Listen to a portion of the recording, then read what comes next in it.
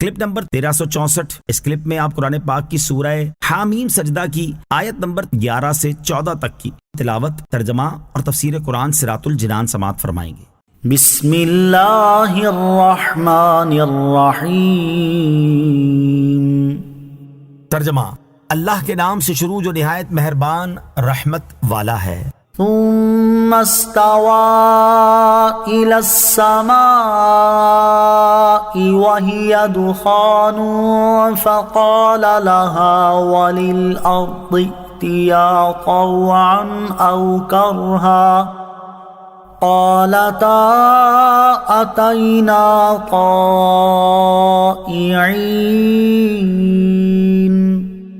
ترجمہ: پھر اس نے آسمان کی طرف قصد فرمایا اور آسمان دھواں تھا، تو اللہ نے اس سے اور زمین سے فرمایا کہ دونوں خوشی یا ناخوشی سے آ جاؤ۔ دونوں نے عرض کی، ہم خوشی کے ساتھ حاضر ہوئے۔ ثم استوى الى السماء، پھر اس نے آسمان کی طرف قصد فرمایا۔ اس آیت میں 3 چیزیں بیان کی گئی ہیں۔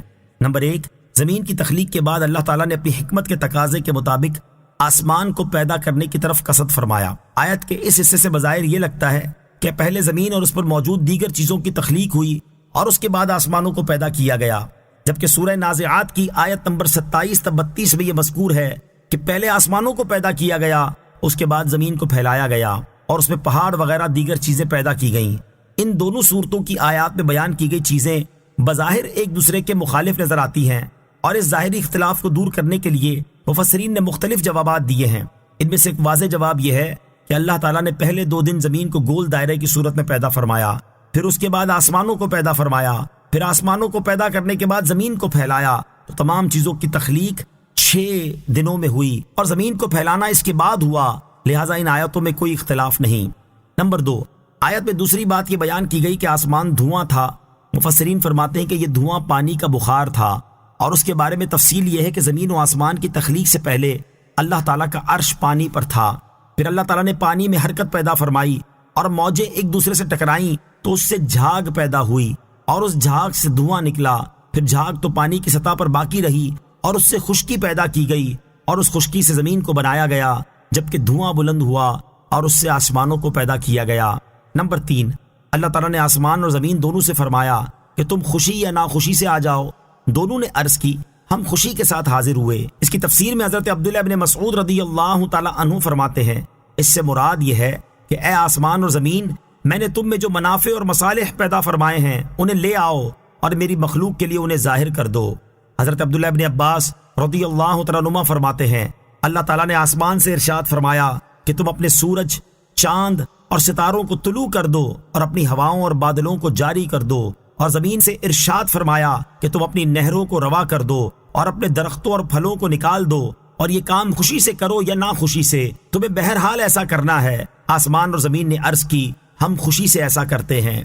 فَقَضَاهُنَّ 7 سَمَاوَاتٍ فِي يَوْمَيْنِ وَأَوْحَىٰ فِي كُلِّ سَمَاءٍ أَمْرَهَا وَزَيَّنَّا السَّمَاءَ الدُّنْيَا بِمَصَابِيحَ وَحِفْظًا ذَلِكَ تَقْدِيرُ الْعَزِيزِ الْعَلِيمِ۔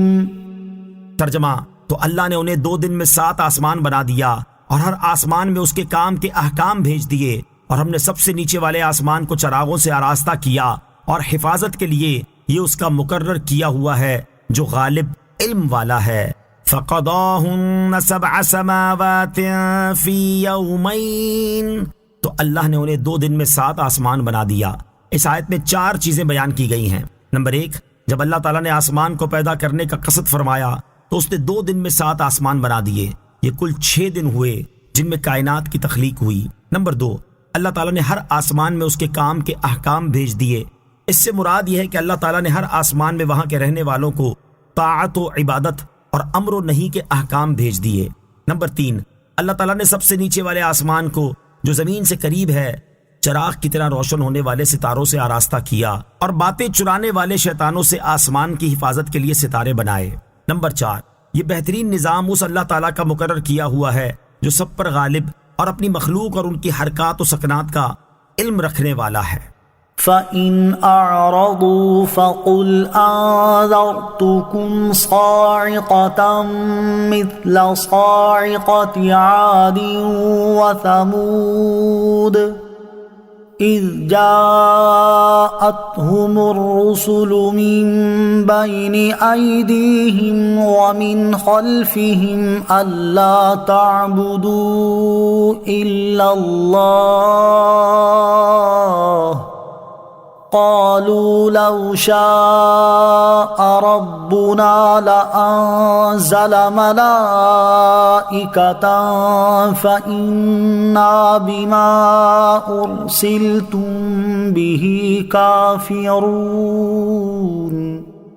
ترجمہ، پھر اگر وہ منہ پھیرے تو تم فرماؤ کہ میں تمہیں ایک ایسی کڑک سے ڈراتا ہوں جیسی کڑک عاد اور سمود پر آئی تھی، جب ان کے آگے اور ان کے پیچھے رسول ان کے پاس آیا اور کہا کہ اللہ کے سوا کسی کی عبادت نہ کرو، تو انہوں نے کہا اگر ہمارا رب چاہتا تو فرشتوں کو اتارتا، تو جس کے ساتھ تمہیں بھیجا گیا ہے ہم اس کا انکار کرنے والے ہیں۔